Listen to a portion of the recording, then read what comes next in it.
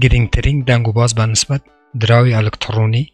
شیبا و که بر راستی هم ویدیو زور گرینگه برزانم که لحفته دهاتو دا بود دراوی الکترونی شیبا دیتا دی ولوانه ببیتا سببی وی که شیبا پامپکی باشی هبه چون که دنگ و باز که زور گرینگ کرد و که آماجم پیکر به نسبت دراوی الکترونی شیبا و هیا و هر وها امروش سیری بیبی دوش کوین و مارکت کپو که آیا بیبی دوش کوین لماوکانی ترا آیا برو هلکشان دچه یا خود برو نزنبونه و دیتا و همو ام بابتانه لناو ام ویدیو لپاش کمی کیتر و تا ایوه بینری ام ویدیوی بن تا کوتای بو اوی زانیاری گرینگ بیوه ببخشم.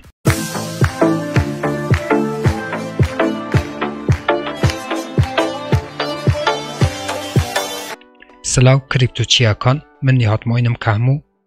روزانه شما دوشنبه چهارشنبه و هینی ویدیوکانی سوارد و کریپتوکارنسی یا خود همان دراوی الکترونی لناو ام چنل آپلود یا خود پخش کم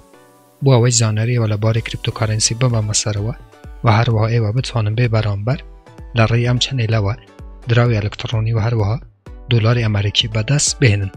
بو اوی ویدیوکانی دهاتو لدست ندن و گر هستن لم جوره ویدیوانه دتوانن چنل که سابسکرایب بکن زنگولای تنش شاله بکن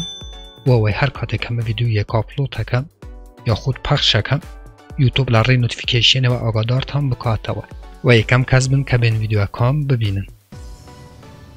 بله برزانم دنگو باسی گرینگ به نسبت دراوی شیبا اینو اویه که شیبا ریوم که اکسچنجی سواپی تایبت به شیبا دبید چون هر وقت دازانن که شیبا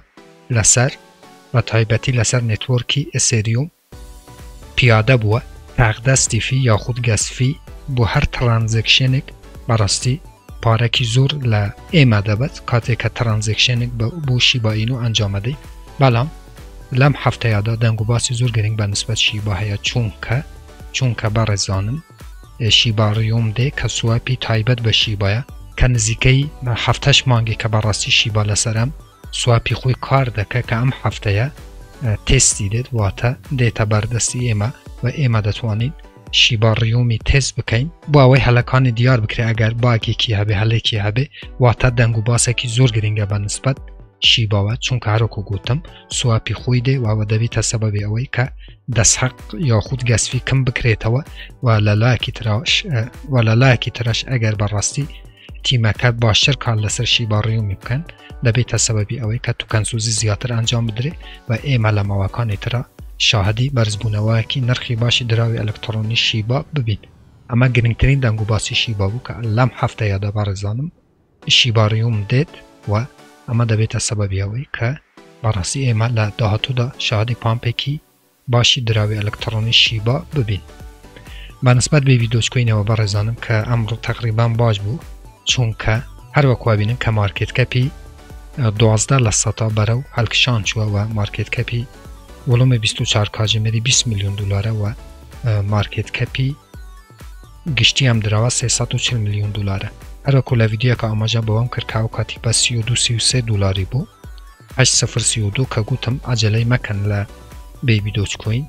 زانیم که دا بازه من آماجه با 25,000 شم کردوه و تا 8025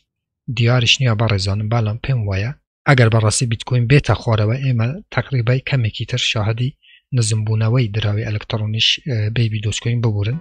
بیبی دوچ کوین دبی و تا به مدیریتی سرمایه ایوه دتوانن لا استادا یا خود لهر کاته کی ترا بیبی دوچ کوین بکرن مدیریتی سرمایه و تا چی برزانم و تا اگر بو نمونه 500 دلار بو بیبی دوچ ترخان کرده به دتوانی استا 100 دلار بکری و مواه کیتر که ها دا بازی و تا طبقه به طبقه بکری بو اوی تو بتوانی زیادترین بیبی دوچ کوین لکاته کی باج دا بکرید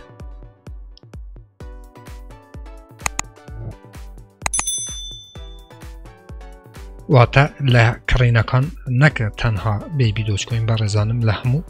دراوکان هیچ کاته پلین مکن بلام هرکو گوتم که شیبا گرینگترین دنگو باسی هیا دتوانه لستادا اگر نتان به کمک بکرن چون که هفته دهاتو شیبا ریوم که سواپی شیبایا دیتا بردستی هولدرکان و بکارهنران شیبا بو اوی حق دست یا خود فی گس فی ترانزکشن کان دناو نتورکی شیبا کم بکرێتەوە و لەسەر ئسێریۆمی نامێنێ کە ئەمە بەڕاستی مۆژدەیەکی زۆر خۆشە بوو هۆڵدێرەکانی شیبا. ئێمەش هەتاکو چەند ڕۆژی داهاتوودا چاوەڕێ دەبین ئەگەر شیباڕیوم هات تێستنێتەکە شاتواتە بوو تێستە یەکەم جا من ڤیدیۆیەکی تایبەت لەسەر ئەم بابەتەی دروست ئەکەم. زۆر پێویست بەم ڤیدیۆی دروستکەم چونکە زۆر کەسە لێ ئایا باشە ئێستا بۆ نمونە بێ ڤیدیۆجی بکڕین کە ئاماژە بە مدیریەتی سەرمایەم کرد. بەڵێ بەڕێزانم لە گرنگترین دەنگ و باسی شیبا بەیبی دۆچ و میمکوینەکانی تر من ئاگادارتان دەکەمەوە و هەر پرسیار ڕەخنە کامنتێکتان هەبوو دەتوانن لە ژێرم ڤیدیۆی بنوویسن من لە کاتی خۆیدا بە چاوان جوابی ئێوە ئەدەمەوە. ئیتر هەمووتان بە خۆی گەورە سپێرم. خوا یار و پەنای ئێوە بێت. خواتان لەگەڵ.